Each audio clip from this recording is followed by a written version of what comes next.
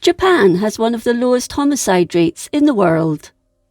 In the 19th century, a murder took place that has become legendary in the country, and is a case that still fascinates to this day.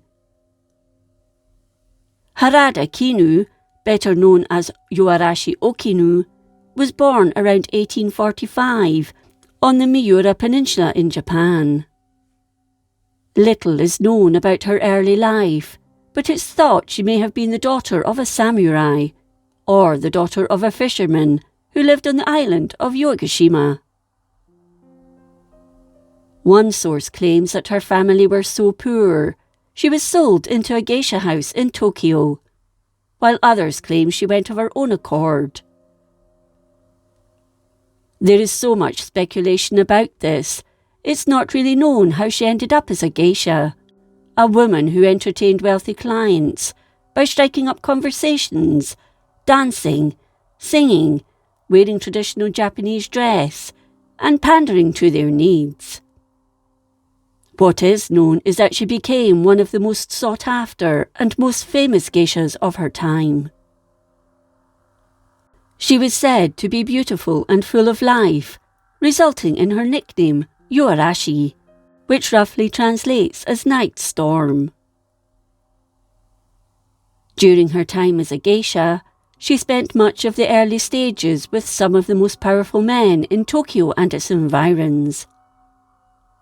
This included Okubo Tadayori, a powerful lord in the region. He had a son and heir who despised Yoarashi, so to get rid of her, told the rest of the family about her and his father's liaison. She was told in no uncertain terms to leave, to save the family's reputation.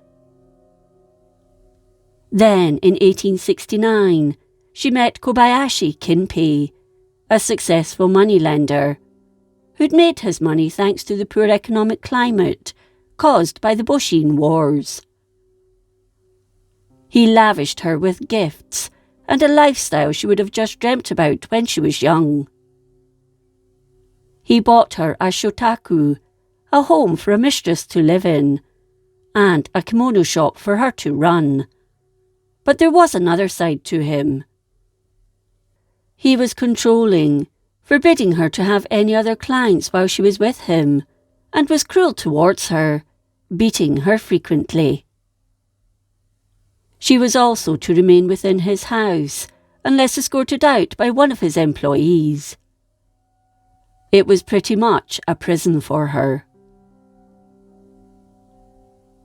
One evening, while in her mid-20s, Yoarashi attended a kabuki play starring Tokyo's most famous and most handsome kabuki actor, Arashi Rikaku. At the end of the play, she asked to meet the actor to tell him how much she'd enjoyed his performance. Although the conversation was short, she was smitten. She fell deeply in love with him. Yoarashi ended up paying him for his services, and they began writing secret letters to one another. Soon he too fell in love with her, and they made plans to elope. They met in a restaurant in the geisha district of Tokyo in December 1870 and made their plans. However, there was a problem. Kinpei. She knew that if she left him, he would hunt her down. There was only one solution, and that was to deal with him. The lovers decided on their course of action, and on 2nd March 1871, Yoarashi laced Kinpei's gruel with rat poison. As he began feeling the effects of the poison, Yoarashi played her part well, showing concern towards him. After he died, Yoarashi feigned any knowledge as to what had happened to him, and was never under suspicion. That was until she fell pregnant with Rikaku's baby. Rumours began to circulate in society circles, and the city authorities became involved. They soon pointed the finger at Yoarashi, who they knew was the only one who was present when Kimpi was eating on the day he died. In one version of events, the provincial police went to the house to arrest her, but she wasn't there. However, they found her hiding at Rikaku's home, and piecing the case together, both were arrested. In another version, she was in her shop, and it was some time afterwards that Rikaku too was arrested, while in the middle of a performance. After her interrogation, Yoarashi was sentenced to death, but she was given clemency until after her baby was born. Rikaku was sentenced to 3 years imprisonment due to lack of evidence. Yoarashi gave birth on 25th March 1872, and according to one source, just 3 days later she was led barefoot from the jail to where her execution would take place. When asked if she had any final words, she said, "Just cause demands repayment." Immediately before her execution, she recited a short poem.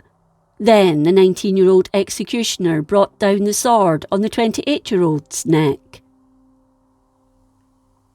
Her head was put on public display for a number of days, as a warning to others.